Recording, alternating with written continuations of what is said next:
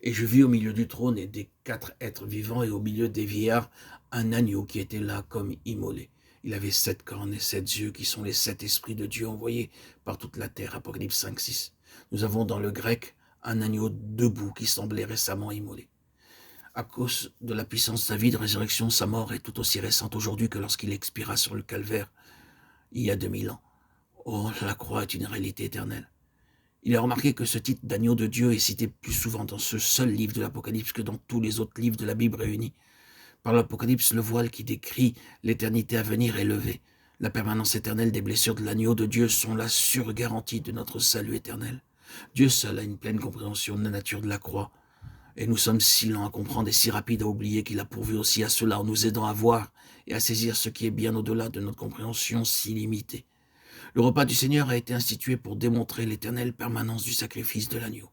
Et nous sommes invités à faire usage de ce moyen de grâce.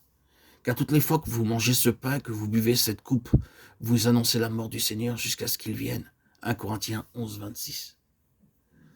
En instituant ce repas, le Seigneur voulait encourager tous ses rachetés à se souvenir continuellement de sa mort. Il connaissait les pièges et les tentations qui seraient sur notre chemin. Il savait combien vite la croix perdrait de sa fraîcheur dans nos vies.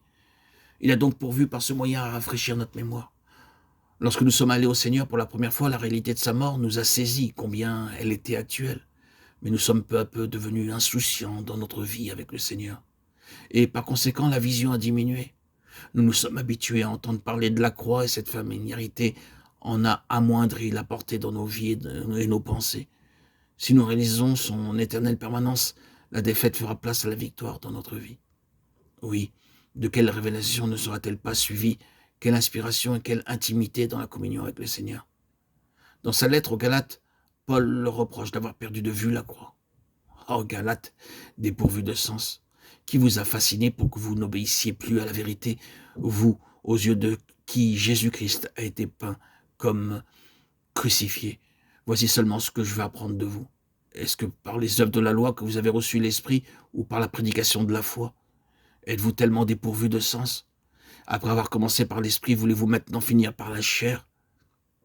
Galates 3, 1, 3. Lorsqu'au premier jour, les Galates ont été saisis par la vision de la croix, ils ont connu une grande liberté. Mais ils sont retombés dans l'esclavage quand ils ont perdu cette vision.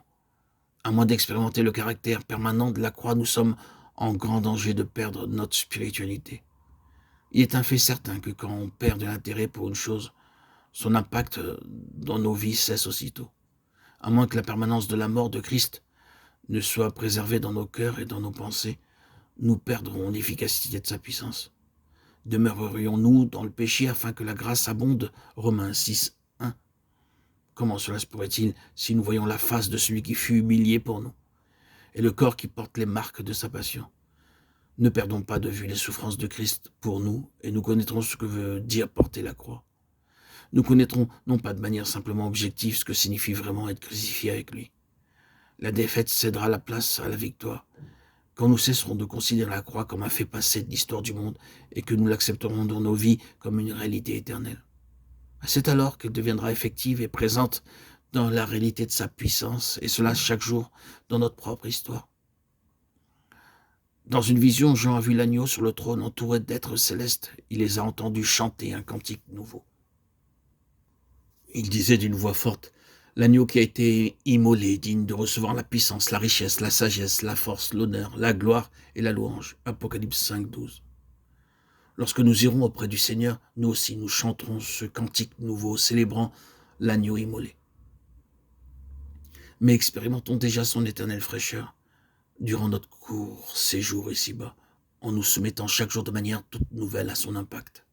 Frères et sœurs en Christ, bien-aimés, auditeurs, auditrices, chers amis, que le Seigneur ouvre nos yeux afin de pouvoir discerner le mystère de la croix et dire avec l'apôtre: loin de moi la pensée de me glorifier d'autre chose que de la croix de notre Seigneur Jésus-Christ. Galates 6, 14.